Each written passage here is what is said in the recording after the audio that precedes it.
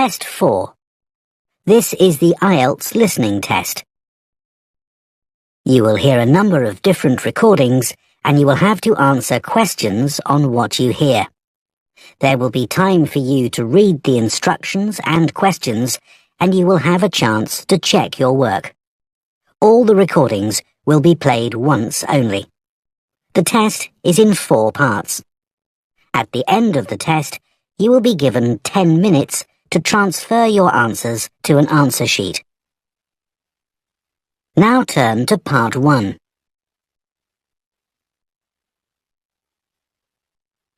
Part 1. You will hear a supervisor in a supermarket talking to a new worker on her first day. First, you have some time to look at questions 1 to 6.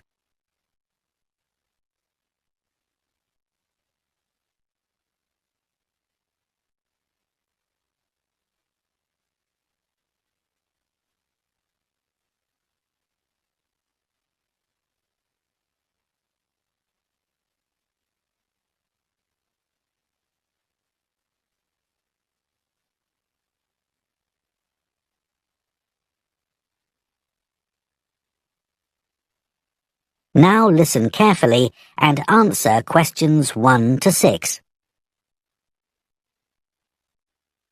Hello, Charlotte. I'm Caden, one of the supervisors. Welcome to the team. Hi, Aiden. It's Caden. I'm so sorry. Oh, don't worry. People often get my name wrong. They never know how to spell it. It's Kaeden, in case you ever need to write it. I'll try and remember. So, there are a few practical things you need to sort out this morning. Then I'll show you what you're going to do today. The email I received said to go to the front desk to show my letter of appointment and pick up my badge. You'll need that for the staff room and other areas of the supermarket where shoppers aren't allowed.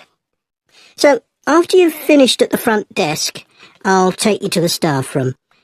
Put your coat and rucksack in one of the lockers there. Take whichever one is free.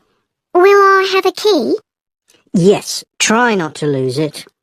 At the end of the day, leave it in the door for the next person to use. Will do. You also need to go to the HR department to see Tiffany. She's really helpful. I was told to bring my passport with me. HR need to take a note of the number in it. That's right. Or you can show your ID card. I don't have one of those. Okay. Tiffany will give you a uniform. They have lots in different sizes, so you just tell her what you need. I won't come with you to HR. I've got to go and sort something else out. Problem with a bread slicer.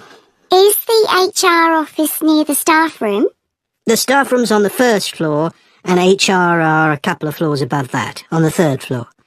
There's a staircase outside the staff room. Okay. When you're finished with HR, come and find me in the bakery section of the shop. I'm looking forward to getting started. I'll just give you my phone number in case you can't find me. Have you got your phone there? Yes. Okay. Ready?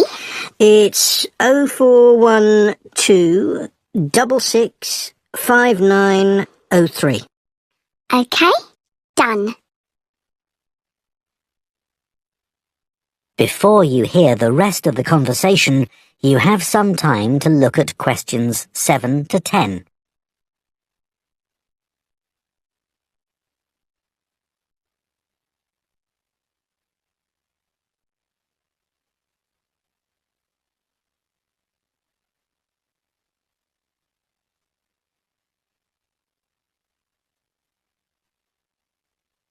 Now listen and answer questions 7 to 10.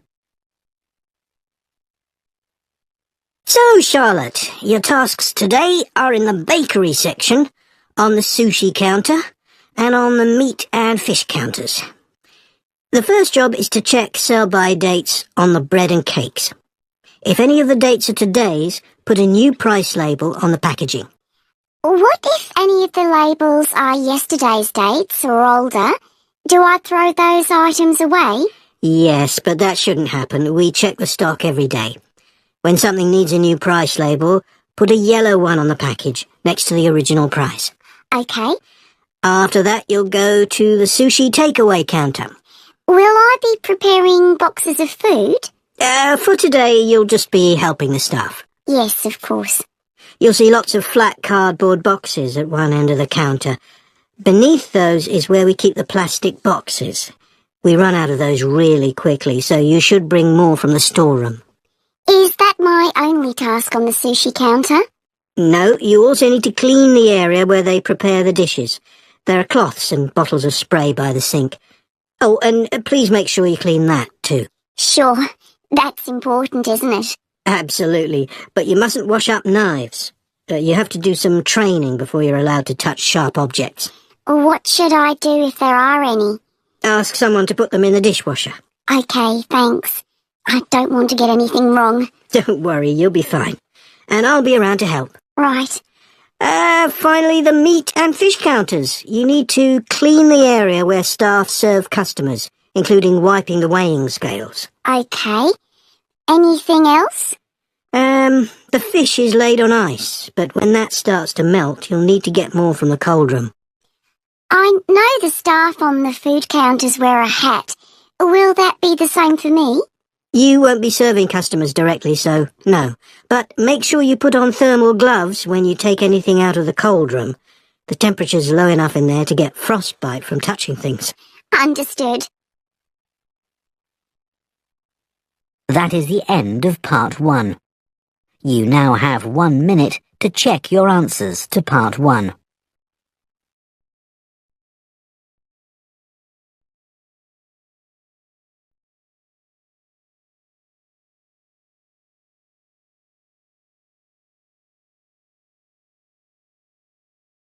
Part 2.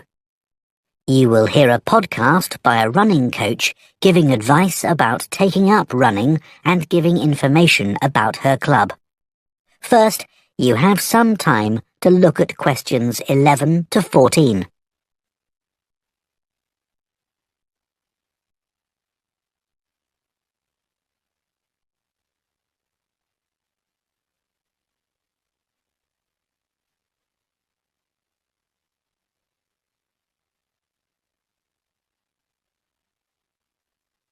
Now listen carefully and answer questions 11 to 14.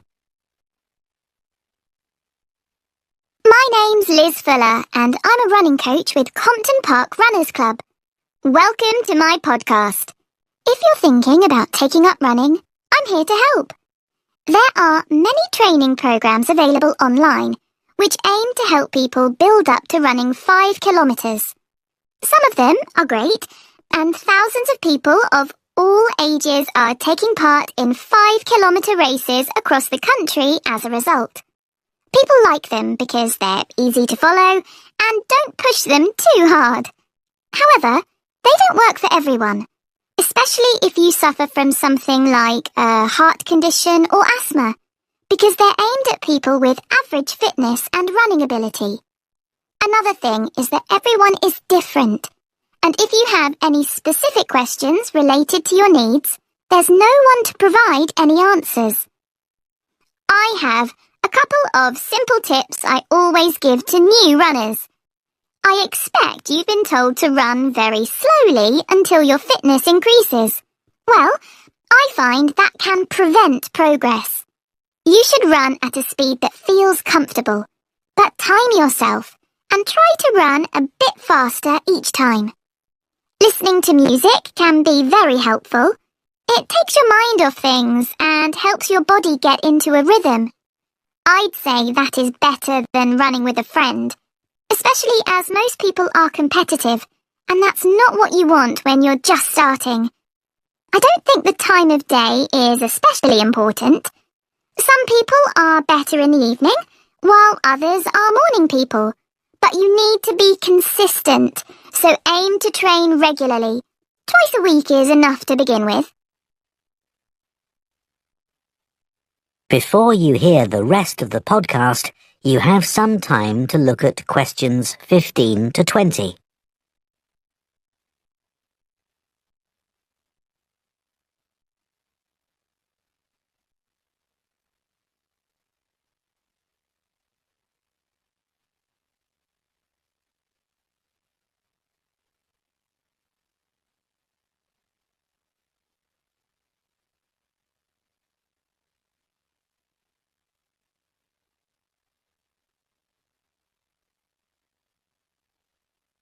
Now listen and answer questions 15 to 20. New members often say to me that they've been put off running either because they lack confidence, or they don't have time, or they think they dislike running. Kerry, for example, joined the club 2 years ago at the age of 40. She'd always enjoyed running at school, but wasn't sure if she'd be able to do it. She was worried about being left behind and being the slowest runner. But she says she was made to feel so welcome, she soon forgot all about that. James had always hated the idea of running, but a friend encouraged him to come along for a taster session, and he hasn't looked back. He never misses a training session, despite having a really demanding job. Leo was worried about having to commit himself to training sessions every week and wasn't sure he'd be able to fit training into his busy schedule. But after experiencing a lot of stress at work, he came along to us and gave it a go. Now he says he feels much more relaxed and he looks forward to his weekly run. Mark is quite typical of our new members. He's never considered himself to be a sporty person, and it was only when he retired that he decided to take up the challenge of trying to run 5 kilometres. It took him months to find the courage to contact us, but felt reassured immediately, as there were other people his age who were only just taking up running for the first time. My own journey hasn't been easy. I did my first marathon when I was 37, after having had 2 kids. My husband had been running marathons for years, but I never dreamed I'd be doing one with him. I managed to complete it in 4 hours, but I felt like giving up halfway through. It was only the support of the spectators that kept me going. I do think signing up for a race of whatever length is motivating, whether it's 5k or 25k, because it's good to have something to work towards, and it gives you a sense of achievement. I did my first 10k after only 6 months, which was certainly very challenging and not something I'd necessarily recommend. But after you've been training for a few weeks, it's worth putting your name down for a 5k. Some people find they only need a few practice runs before taking part in a race, but I'd give yourself a couple of months at least. Well, I hope that's given you a really good idea of what... That is the end of part 2. You now have 30 seconds to check your answers to part 2.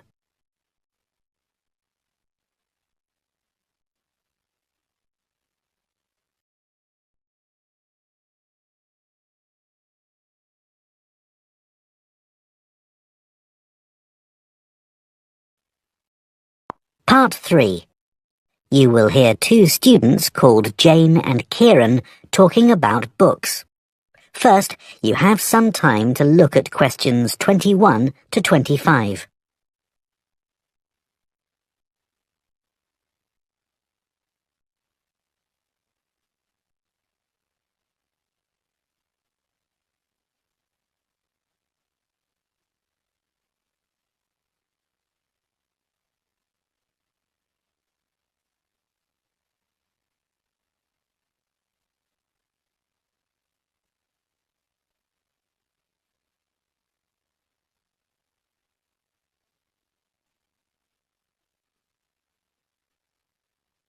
Now listen carefully and answer questions 21 to 25. So, Jane, you'll be off to Denmark soon to do your work placement. Yes, I'm really looking forward to it. And I've just started packing up all my books to put in storage. Well, I hope they don't get spoilt. It's okay. My grandfather works in a bookshop, and he told me how to pack them. Oh, that's helpful. He says you have to support the spine, otherwise the paper can come away from the cover. Yeah, that's obvious. He also told me to pack them flat in the box, not on their side. Again, because they can bend, and if you leave them like that for, say, a year, it's quite hard to get them back to their normal shape. Well, it's pretty clear that ruins them. But a lot of people just can't be bothered to protect their books. He always says it's such a shame that publishers don't use better quality paper. It's the acid in the paper that causes the problem, isn't it? Yeah, that's why old books go yellow. You know, some of the books my grandfather's given me are like that already. Oh. I should dump them really if they're going to deteriorate further, but I'd feel bad. They'll always remind me of him. He's quite a collector, you know. Well, if they're important to you. Yeah, I'd regret just throwing them away. You know, maybe it's because I was taught to treasure books, but I hate seeing students force open the pages of paperbacks. They press so hard they end up breaking the spine. I know. But unfortunately, paperbacks aren't designed to last a long time, and people know that. Hardbacks aren't quite as weak. Yeah, they're different, I suppose. But I still don't think people value hardbacks like they used to. Well, they aren't decorative, are they, like other objects? Plus, nowadays, people don't keep them out on shelves as much as they used to. That's such a pity. When I visit someone, if they have, say, a colourful book on a table, it's the first thing I'm drawn to. I agree. And book covers can be a work of art in themselves. Some are really eye-catching. I've always been taught to handle books carefully. If you watch someone take a book off a shelf, well, they usually do it wrong. Ah, my grandfather says you should put your hand right over the top of the book. Or, if you can't do that, pull the other books on the shelf aside, so that you can hold the whole cover. When did you learn all this? He watched me pull a heavy book off the shelf when I was small, and it fell on the floor and broke apart. Oh dear. I can still remember it. You know what I really like? What? The smell of new books. Me too! My parents used to laugh at me when I was a kid because I loved putting books up to my nose, almost as much as reading them. New books aren't cheap though, are they? I guess we're lucky we can buy them. My grandfather stocks second-hand books as well as new ones, and they don't smell quite as good. Before you hear the rest of the discussion, you have some time to look at questions 26 to 30.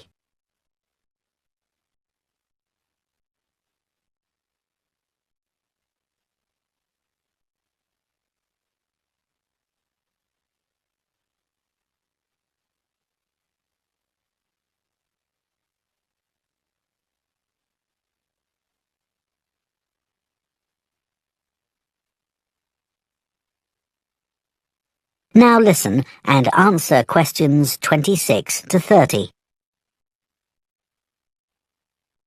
I'd love to have a bookshop like your grandfather. What's it like? Well, it's quite big. It's got 2 floors and an attic, and he stocks all kinds of books, really. I guess he treasures things like first editions and other rare books. Yeah, you might think he'd keep those in the attic or somewhere. So they'd be hidden? Yeah, but he likes people to know that he has them.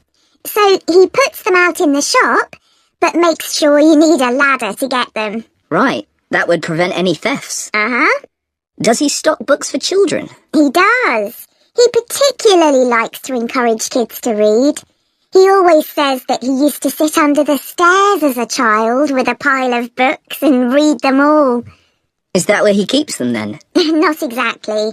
He's got a dedicated area on the ground floor with cushions, so that parents can enter with their toddlers, go there, and spend some time reading to them. Ah, cool. And then there's a place for pushchairs by the front door. And a cafe, if anyone needs refreshments. That's good to know. As I said, it's a big shop. And there's a storage area out the back as well. Oh, what does he keep there? Books he wants to throw away? He hardly ever throws anything away. He just leaves unwanted books by the front door for customers to take. Well, that's very nice. Yeah. And books people or institutions have requested, they all go at the far end. Oh. He thinks it's best to keep these out of the main shopping area as they're boxed and new. Did you get your course books from him? Naturally. He stocks books for a lot of the colleges. He used to keep these books on the first floor, but now there's a new university in my hometown. He's moved them downstairs to attract the students. They're actually part of the coffee shop, on low shelves all around it. Pretty central then. You'll have to take me there sometime.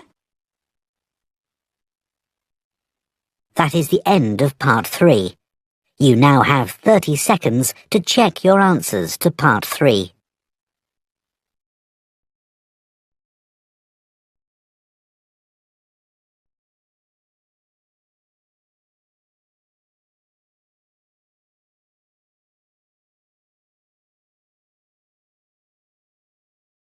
Part 4. You will hear part of an environmental studies lecture on tree planting. First, you have some time to look at questions 31 to 40.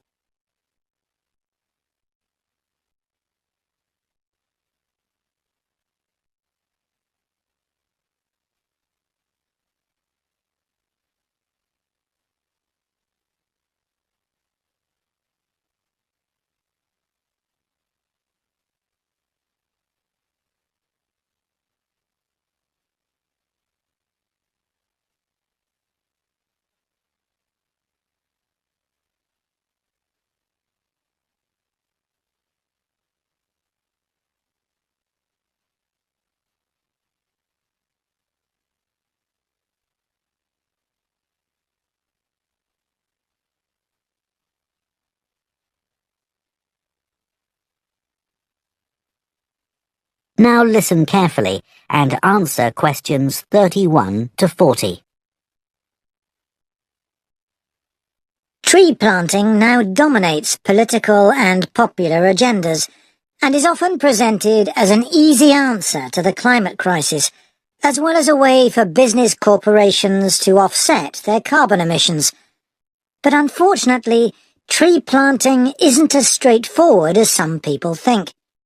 When the wrong trees are planted in the wrong place, it can do considerably more damage than good, failing to help either people or the environment. Reforestation projects are currently being undertaken on a huge scale in many countries, and it's crucial that the right trees are selected. A mix of species should always be planted, typical of the local natural forest ecosystem and including rare and endangered species, in order to create a rich ecosystem.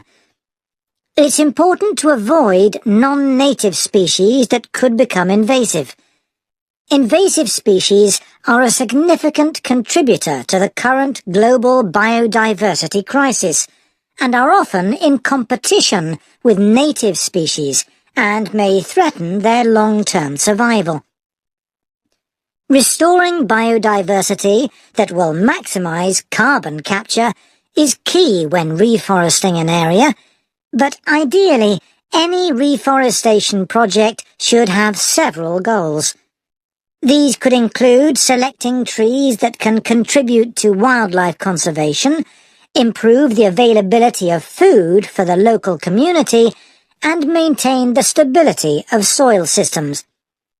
Meeting as many of these goals as possible, whilst doing no harm to local communities, native ecosystems, and vulnerable species, is the sign of a highly successful tree planting scheme. To ensure the survival and resilience of a planted forest, it's vital to use tree seeds with appropriate levels of genetic diversity, the amount of genetic variation found within a species essential for their survival. Using seeds with low genetic diversity generally lowers the resilience of restored forests, which can make them vulnerable to disease and unable to adapt to climate change. Choosing the right location for reforestation projects is as important as choosing the right trees. Ultimately, the best area for planting trees would be informally forested areas that are in poor condition. It's better to avoid non-forested landscapes such as natural grasslands, savannas or wetlands, as these ecosystems already contribute greatly to capturing carbon. It would also be advantageous to choose an area where trees could provide other benefits, such as recreational spaces.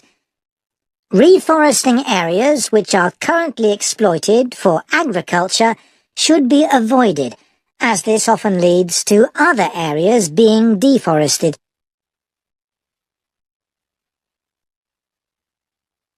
Large-scale reforestation projects require careful planning. Making the right decisions about where to plant trees depends on having the right information. Having detailed and up-to-date maps identifying high-priority areas for intervention is essential. Drone technology is a useful tool in helping to prioritize and monitor areas of degraded forest for restoration. In Brazil, it's being used to identify and quantify how parts of the Amazon are being devastated by human activities, such as rearing cattle and illegal logging. A good example of where the right trees were picked to achieve a restored forest is in Lampang province in northern Thailand. A previously forested site which had been degraded through mining was reforested by a cement company, together with Chiang Mai University. After spreading 60 centimeters of topsoil, they planted 14 different native tree species, which included several species of fig.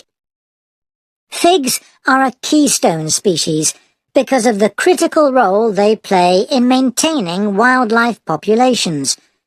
They are central to tropical reforestation projects as they accelerate the speed of the recovery process by attracting animals and birds which act as natural seed dispersers. This helps to promote diversity through the healthy regrowth of a wide range of plant species. Unlike the majority of fruit trees, figs bear fruit all year round, providing a reliable food source for many species.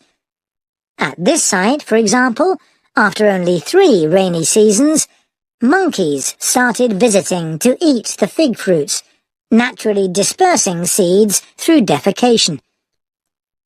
Reforestation projects should always aim to make sure that local communities are consulted and involved in the decision-making process. The restoration of mangrove forests in Madagascar is an example of a project which has succeeded in creating real benefits for the community. Destruction of the mangrove forests had a terrible impact on plant and animal life, and also badly affected the fishing industry, which was a major source of employment for local people living in coastal areas. The reforestation project involved hiring local people to plant and care for the new mangrove trees. Millions of mangrove trees have now been planted, which has resulted in the return of a healthy aquatic ecosystem. The mangroves also act as a defense against the increased threat of flooding caused by climate change. What's more, the local economy is more stable, and thousands more Madagascans are now able to send their children to school. One other important point to consider. That is the end of part 4. You now have 1 minute to check your answers to part 4.